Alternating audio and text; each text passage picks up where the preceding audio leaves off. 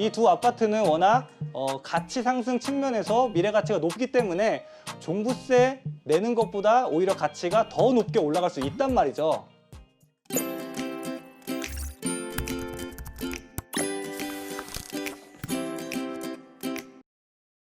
여보세요? 네, 여보세요? 네, 여보세요. 안녕하세요. 네네. 네, 어떤 고민 해결해 드릴까요? 제가 강남에 우성 3차 34평을 가지고 있고요. 강남 어디에 있는 아파트요? 개포 우성 3차요? 네네. 네. 한 12년 보유를 하고 있는데 전세를 네. 갔거든요. 그거하고 지금 부가연에 힐스테이트 신촌을 이번에 입주를 했는데 네. 두 개를 가지고 가기는 부담스럽고 음, 향후 전망을 한번 알겠습니다. 조금 세금 부담이 있을 것 같아요. 지금 12년 동안 개포 우성 3차 보유하셨고요. 부가연 힐스테이트도 이번에 이제 입주를 하셨는데 두 곳 다 가져가도 괜찮을지 전망을 알아보도록 하겠습니다. 본부장님. 네, 안녕하십니까. 반갑습니다, 시청자님. 네, 안녕하십니까. 우리 시청자님 아파트 지금 두 채 갖고 계신데 이제 일단 전망이 궁금하신 거죠? 네네. 일단 뭐 강남권에 있는 아파트 한 채랑 그리고 이제 부가연 힐스테이트 같은 경우에는 부가연 뉴타운 1-1구역 이제 재개발해서 이제 신축 아파트가 된 건데 둘 다 좋은 아파트입니다. 뭐 네. 사실 남들이 굉장히 부러워할 만한 좋은 물건을 두 채를 들고 계세요. 그래서 전망 너무 좋습니다. 일단은 먼저 이 우성 아파트부터 보면 이 개포동에 있는 우성 3차 같은 경우에는 주변에 재건축을 지금 굉장히 많이 하고 있죠, 아파트들이. 뭐 바로 옆에 현대 1차라든지 아래쪽에 개포주공 1단지도 재건축 진행하고 있고 뭐 재건축이 이미 된 뭐 레미안 포레스트도 있고요. 이런 식으로 우리 아파트 주변에 재건축이 활발하게 진행된다라고 하는 건 우리 아파트도 이미 이제 연한이 재건축 연한이 다 찼잖아요.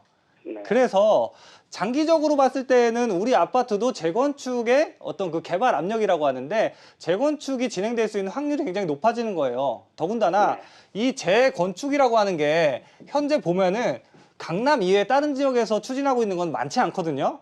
자, 그 이유가 뭐냐면 이 강남권에는 재건축을 했을 때 신축 아파트가 되면 신축 아파트의 분양 가격이 워낙 높게 분양가를 형성할 수 있고 또 그 분양가를 높게 형성할 수 있다는 얘기는 그만큼 사업성이 잘 나온다라는 얘기이기 때문에 사실상 이 재건축은 강남권에서만 현재 주로 진행되고 있다고 보시면 되는데 우리 아파트 재건축 전망도 굉장히 좋고요. 나중에 재건축이 진행됐을 때 높은 값어치를 인정받을 수 있는 입지입니다. 그러니까 우성 아파트는 뭐 걱정하실 필요 없이 지금 뭐 전세 주고 계신다고 했는데 걱정할 필요 없이 계속 보유하셔도 되고 이제 하나가 이제 부가연동에 이제 힐스테이트 아파트잖아요, 그죠?